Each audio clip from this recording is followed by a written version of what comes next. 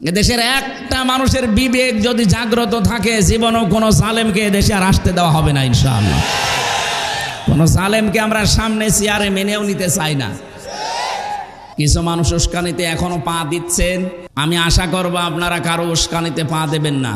এদেশ এখন সব আমরা এক। এটা আর আগস্টের 5 তারিখের আগে নেই, আগস্ট মাস পার হয়ে গেছে। এখনো পর্যন্ত পৃথিবীর ইতিহাস আমি যা জানি, যারা পালিয়ে গেছে কোনো স্বৈরাচার, এরা আবার ফিরে এসেছে আমি আজও শুনিও নি, কোনো জায়গায় পড়িও নি। 805 বছর আগে পালিয়েছিল লক্ষণ সেন, ফিরে এসেছে না? আসেন। আশরাফ ঘানি পালিয়েছে, এসেছে। আসাদ পালিয়েছে, এসেছে। উনিও পালিয়েছে, আসবে না। যারা মনে করেন না আমি আশায় বুক বেঁধে আছি,